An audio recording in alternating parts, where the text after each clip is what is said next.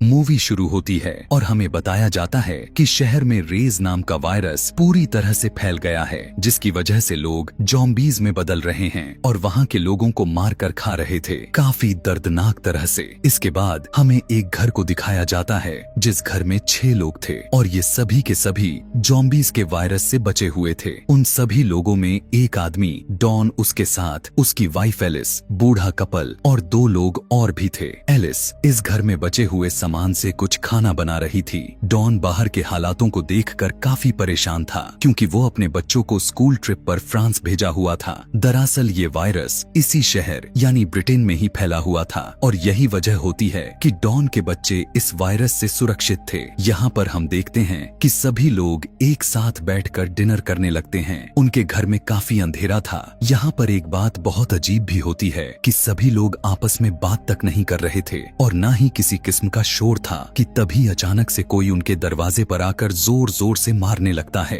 वो कहने लगता है कि प्लीज मुझे अंदर आने दो, प्लीज मुझे बचा लो। दरअसल ये कोई आदमी की आवाज नहीं बल्कि एक छोटे से बच्चे की थी। अब बच्चे की आवाज को सुनकर एलिस कहती है कि हमें दरवाजा खोल देना चाहिए, हम उसकी जान बचा सकते हैं। जब दरवाजा खोला जाता है तब पता चलता है कि बाहर कड़ी धूप थी और दोपहर हो चुकी थी। इन्होंने बस अपने घर में ही अंधेरा किया हुआ था ताकि कोई ज़ॉम्बी इन्हें देख ना पाए। सभी उस बच्चे को अंदर लाकर उसे भर पेट खाने के लिए कुछ दे देते हैं। उस बच्चे से पूछने पर यह बच्चा कहता है कि मेरे मॉम डैड ज़ॉम्बी बन गए और अब मेरे पीछे पड़े हुए हैं, वो मुझे खाने के लिए मेरा पीछा कर रहे थे। डॉन उससे पूछता है कि वे सभी कितने लोग थे, तब वो कहता है कि बहुत सारे। इन सभी में जो 2 और लोग थे उनमें से लड़की बहुत ही ज्यादा डरी हुई थी और ज़ॉम्बी को देखने के लिए बाहर देखने लगती है। उसे बहुत सारे ज़ॉम्बीज़ की आवाजें अपनी तरफ आते हुए सुनाई दे रही थी कि तभी अचानक से एक ज़ॉम्बी आकर उस लड़की पर अटैक कर देता है और उसके साथ और भी ज़ॉम्बीज़ आ गए थे। वे सभी अंदर आने की कोशिश करने लगते हैं।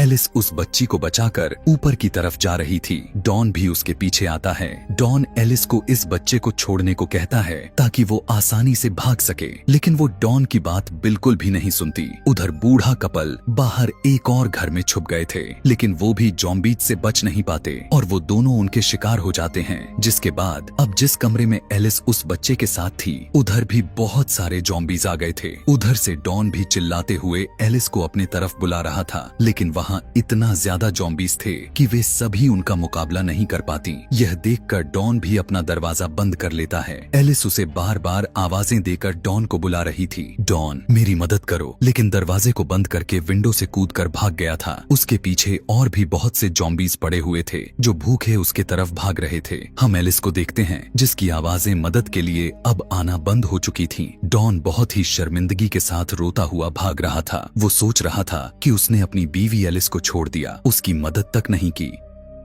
आगे जाने पर उसे वही लड़का मिलता है जो उसके घर रह रहा था। वो नाव को चलाते हुए घबराकर पानी में ही गिर जाता है। उस लड़के को भी ज़ॉम्बीज़ ने पकड़ लिया था और काफी बुरी तरह से काट कर मार देते हैं। अब डॉन अकेला ही बचा हुआ था जो उस नाव में बैठकर जा रहा था और ज़ॉम्बी से उसका छुटकारा आखिरकार मिल ही जाता है। यहाँ से हमें यह कहानी 1 साल बाद की दिखाई जाती है, जिसमें बताया जाता है कि अब ज़ॉम्बीज़ धीरे धीरे शहर से खत्म हो रहे हैं। इस शहर में अब आर्मी फोर्स का कब्जा हो चुका था और ये सभी के सभी इन सारे मामले को कंट्रोल करने की कोशिश कर रहे थे। वहीं पर हमें एक सार्जेंट डॉयल को दिखाया जाता है जो कि स्नाइपर के टीम में था, ताकि जैसे ही उन्हें ज़ॉम्बीज़ दिखे उसे निशाना लगाकर मारना था और उनको भी आर्मी वाले ने बचाया हुआ था। इसी तरह से 6 महीने और भी गुजर गए थे और ज़ॉम्बीज़ भी ना के बराबर हो चुके थे। कहीं कहीं पर थे जो गलती से बच गए थे। इसी के साथ हमें एक डॉक्टर भी दिखाई जाती है जो इस वायरस पर रिसर्च कर रही थी। अब जितने भी लोग दूसरे शहरों में फंसे हुए थे उन्हें दोबारा से अपने अपने घरों में लाने के लिए आर्मी अपना प्रोग्राम शुरू कर देती है,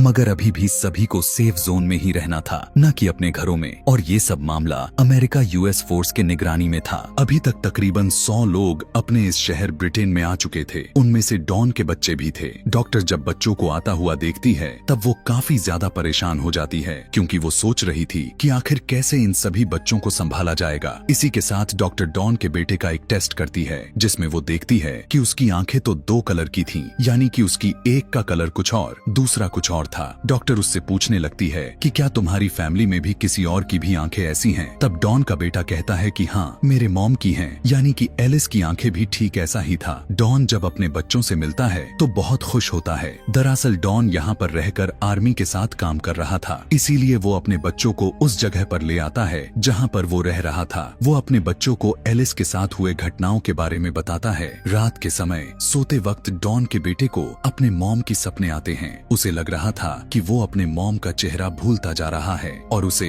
अपने डैड पर शक होने लगता है। इसीलिए सुबह होते ही डॉन को बिना बताए सेफ जोन से निकलकर भाग गए और भागते भागते दोनों अपने घर पहुंच गए थे ताकि वे अपने मॉम की कोई तस्वीर ले सकें। लेकिन आर्मी को पता चल गया था कि 2 बच्चे सेफ जोन से भाग गए हैं। डॉन के दोनों बेटे अपने घर आकर अपनी मॉम की तस्वीरें ले लेते हैं कि तभी वहाँ पर डॉन के बेटे को घर के ऊपर अजीब तरह से आवाजें आ रही थीं। जब वो ऊपर जाकर देखता है तो वहाँ पर उसकी मॉम थी, यानी कि एलिस, जिसे डॉन ज़ॉम्बीज़ के डर से उसे यहाँ पर छोड़कर चला गया था। डॉन का बेटा अपने मॉम को देखकर गले लग जाता है, तभी उसे दर्द होने लगता है और डॉन के बेटे दोनों जब घर के बाहर आते हैं तब वो देखते हैं कि वहाँ पर आर्मी की फोर्स आ चुकी है और उन्हें सेफ जोन में दोबारा से लेने आए थे। अब तीनों को क्वारंटाइन कर दिया गया था और एलिस को बांधकर उसे लैब में रखा जाता है। डॉक्टर्स उसका ब्लड टेस्ट करते हैं। वो यह पता करना चाहते थे कि कहीं एलिस ज़ॉम्बीज़ से इन्फेक्टेड तो नहीं। तभी उन्हें पता चलता है कि एलिस इन्फेक्टेड तो थी, लेकिन उसकी इम्यूनिटी इतनी पावरफुल थी कि ज़ॉम्बीज़ का असर उस पर हुआ ही नहीं। इसीलिए वो अभी तक ज़ॉम्बीज़ भी नहीं बनी थी, मगर उसके खून से या फिर दूसरे लोगों से इन्फेक्टेड हो सकते थे, यानी कि कोई भी व्यक्ति अगर उसके पास रहा तो वो ज़ॉम्बी बन जाएगा। इस बात को जानने के बाद डॉक्टर की आर्मी जनरल एलिस को मारने का फैसला करते हैं, क्योंकि उसे ऐसा लग रहा था कि एलिस सबके लिए खतरा हो सकती है, ताकि उसकी वजह से कोई नुकसान ना हो। लेकिन डॉक्टर जनरल को बहुत समझाती है कि एलिस की इम्यूनिटी काफी अच्छी है और हम उसके वैक्सीन बना सकते हैं। और जब इन सब के बारे में डॉन को पता चलता है कि एलिस अभी भी जिंदा है, तब वो अपने बच्चों के पास जाता है। लेकिन उसके दोनों बेटे उससे काफी गुस्सा थे। वो उससे कहते हैं कि आप जानते थे कि मॉम जिंदा थी, मगर अब वो ज़ॉम्बी बन गई हैं। डॉन अपने बच्चों के इन सब की बातों को सुनकर बहुत ज्यादा डरा हुआ था, क्योंकि जाहिर था कि बस वही जानता था कि एलिस को उसने ही छोड़कर भागा था, इसलिए रोकर उससे माफी मांगता है। अब जैसे ही वो उसके थोड़ा और करीब जाता है तो वो चीखने लगता है और वो ज़ॉम्बी बनने लगता है।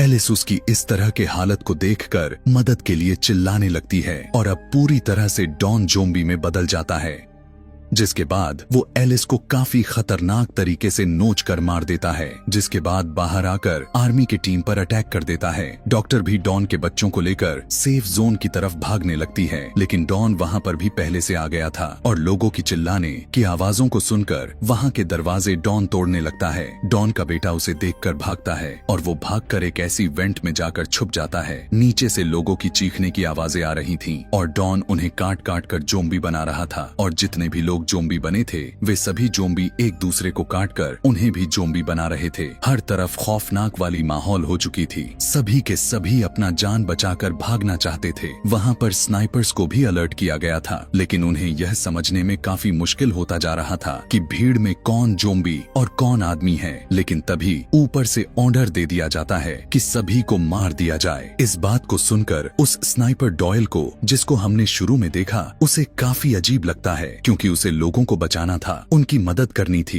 न कि उन्हें मारना था। वो देखता है कि डॉन के बेटे के आगे एक ज़ॉम्बी आता है जिसे डॉयल शूट करके मार देता है, पर उसने डॉन की बेटे को नहीं मारा था, इसीलिए वो अपनी ड्यूटी को फौरन वहाँ से छोड़कर चला जाता है। डॉन के बेटे को एक आदमी अपने साथ एक कमरे में लेकर आया था जहाँ पर बहुत ज्यादा अंधेरा था। वहीं पर उसे अपनी बहन और डॉक्टर मिल जाती है। इनके अलावा यहाँ पर बहुत से लोग भी थे। एक बूढ़ी औरत बाहर का नजारा देखकर बहुत ज्यादा परेशान हो जाती है और कहती है कि आखिर ये सभी लोगों को क्यों मार रहे हैं। तभी यहाँ पर डॉयल आकर सभी लोगों को वहाँ से चलने के लिए कहता है, क्योंकि यहाँ पर रुकना खतरे से खाली नहीं था। वे सभी जब यहाँ से जाने लगते हैं तो इन पर भी आर्मी फायरिंग कर देती है, जिसमें वो बूढ़ी औरत मर गई थी। डॉयल के साथ डॉक्टर और डॉन के बच्चे भी थे कि तभी डॉयल को उसे उसके एक दोस्त का कॉल आता है जो कि आर्मी में था, जिसके पास हेलीकॉप्टर भी था। वो कहने लगता है कि देखो जल्दी करो, क्योंकि कुछ ही वक्त में पूरे शहर को बॉम्ब से उड़ाने का ऑर्डर दिया गया है। वो उसे अपने जगह की लोकेशन भेजता है। वहाँ पर आने के लिए जल्दी जल्दी में ये सभी एक टनल के रास्ते से बाहर आते हैं, लेकिन इससे पहले एक बहुत बड़ा धमाका हो जाता है। शहर में जितने भी ज़ॉम्बी जो बन चुके थे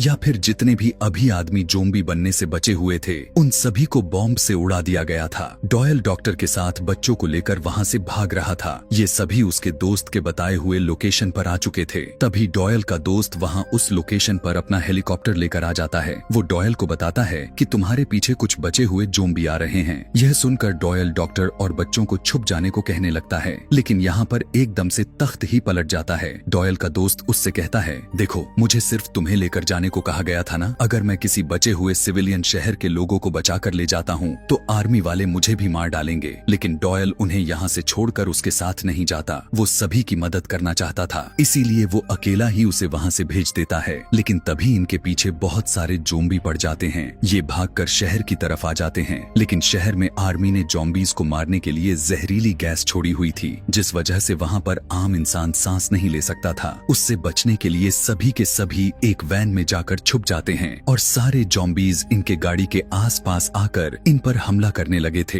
पर गैस की वजह से सारे ज़ॉम्बीज वहीं पर मर जाते हैं। पीछे से आर्मी वाले भी इन सभी को खत्म करने के लिए आ रहे थे और यहाँ पर गाड़ी भी स्टार्ट नहीं हो रही थी। तभी डॉयल गाड़ी से बाहर निकलकर गाड़ी को पीछे से धकेलने लगता है, लेकिन अब वो आर्मी के नजरों में आ गया था। लेकिन आर्मी वाले उसे भी इन्फेक्टेड समझकर मार देते हैं। डॉक्टर बच्चों को बचाते हुए गाड़ी चलाकर टनल तक पहुंच गई थी, लेकिन वहाँ पर भी उन्हें डॉन का ज़ॉम्बी दिखता है। उसने यहाँ पर डॉक्टर को भी मार दिया था, जिसके चलते डॉन के दोनों बच्चे अलग हो जाते हैं। डॉन अपने ही बेटे पर हमला कर देता है, मगर उसके बेटे के अंदर भी एलिस की तरह ही ताकत थी, जिस वजह से डॉन के काटने के बाद उसका बेटा भी ज़ॉम्बी में नहीं बदलता है कि तभी वहाँ पर डॉन की बेटी आकर गन से शूट करके अपने फादर को मार देती है। डॉन के मरने के बाद उसकी बेटी अपने डैड के लिए बहुत ज्यादा रोने लगती है, जिसके बाद दोनों बहन भाई एक स्टेडियम में जाते हैं, जहाँ पर वही डॉयल का दोस्त आता है जो अपने हेलीकॉप्टर से लेने के लिए आया था, और इस वक्त भी उसके पास हेलीकॉप्टर था। वो उन बच्चों को देखकर सोचने लगता है कि उसे इन्हें बचाना चाहिए या नहीं। शायद वो इन्फेक्टेड ना हो, लेकिन फिर भी वो उन्हें बचाने का फैसला करता है